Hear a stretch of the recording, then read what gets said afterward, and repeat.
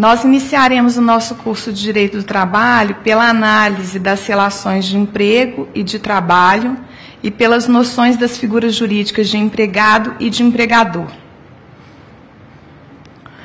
Na nossa convivência uns com os outros, nós estabelecemos relações que são chamadas relações sociais.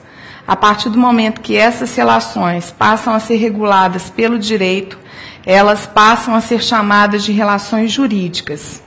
Ao direito do trabalho e ao contrato de trabalho interessarão em especial duas dessas relações jurídicas: as relações de trabalho, que figuram como gênero, e as relações de emprego, que são espécie do gênero relação de trabalho.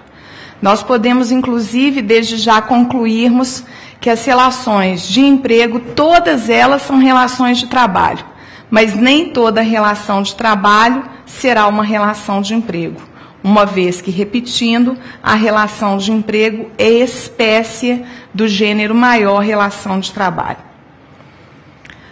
Essa diferenciação entre essas duas relações jurídicas, a relação de emprego e a relação de trabalho, não interessa mais ao direito processual do trabalho e à competência da Justiça do Trabalho. O advento da Emenda Constitucional 45, publicada em 31 de dezembro de 2004, ampliou a competência da Justiça do Trabalho.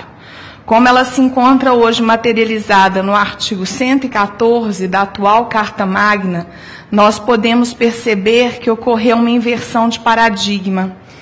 Antes da Emenda Constitucional 45, a competência da Justiça do Trabalho para as relações de trabalho era meramente residual. Com o advento dessa emenda, a competência da Justiça do Trabalho para alcançar toda e qualquer relação de trabalho, todas as situações de prestação de serviço, ela se tornou geral. Ela, que era residual, se tornou geral. Independe de legislação infraconstitucional. Ela já é automática, ela já é direta, já é dada pela própria Constituição.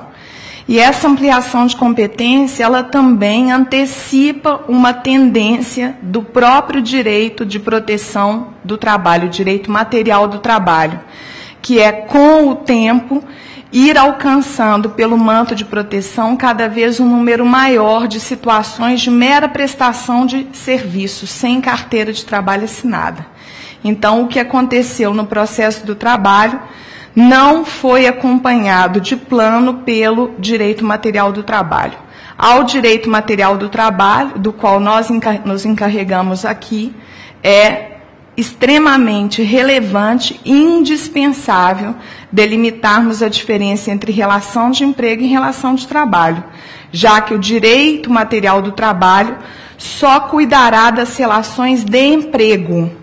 Ele não alcança, pela sua proteção, pelas suas normas, as relações de trabalho lato sensu. Para que nós possamos distinguir as relações de emprego das relações de trabalho, nós teremos que partir dos conceitos, das definições legais de empregado e de empregador. O empregado está conceituado no artigo 3º da CLT, o empregador vem definido no artigo 2º da Consolidação das Leis do Trabalho. Desses dois conceitos legais de empregado e de empregador, nós vamos extrair os requisitos que caracterizam a relação de emprego. E, delimitando essa relação de emprego, nós poderemos distingui-la das relações de trabalho. Sempre que faltar um dos requisitos que serão estudados, nós estaremos diante de uma mera relação de trabalho. Quando todos eles estiverem atendidos simultaneamente numa situação concreta, nós teremos uma relação de emprego, consequentemente um contrato de trabalho e os sujeitos empregado e empregador. Nós partimos, então, dos conceitos legais. Primeiro, o de empregado, que, como já foi dito, está contido no artigo 3º da CLT. O empregado é uma pessoa física que presta serviço não eventual, sob a dependência de empregador e mediante salário. E o empregador, conceituado no artigo 2º da mesma Consolidação das Leis do Trabalho, como a empresa individual ou coletiva que assume os riscos da atividade econômica, admite assalaria e dirige a prestação pessoal de serviços. Esses conceitos legais, uma vez que eles sejam conjugados, eles permitem, como já foi dito, nós extrairmos 5 requisitos que caracterizarão a relação de emprego e, consequentemente, o contrato de trabalho. Todos eles devem ser reunidos simultaneamente e cada um deles e todos eles dizem respeito à figura jurídica do empregado. Nenhum deles diz respeito ao empregador. São eles pessoa física, pessoalidade, não eventualidade, subordinação, que ou virá na prova indicada de maneira genérica, ou, se especificada, terá que ser acompanhada do vocábulo jurídica, e onerosidade.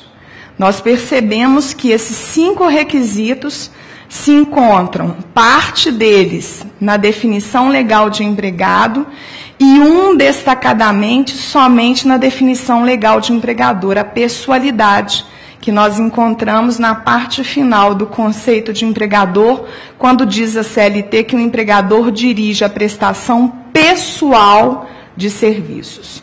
Os outros 4 estão destacados no conceito de empregado, que o empregado é pessoa física, primeiro requisito, pessoa física, presta serviço não eventual. Segundo requisito ou pressuposto fático jurídico da relação de emprego, é a não eventualidade. Sob a dependência do empregador, então nós temos a subordinação ou dependência jurídica. E a onerosidade, ele presta serviço mediante salário. Então, dos 5 requisitos, o único que nós não encontramos no conceito legal de empregado, embora diga respeito ao empregado, é a pessoalidade, que está na parte final da definição legal de empregador da CLT.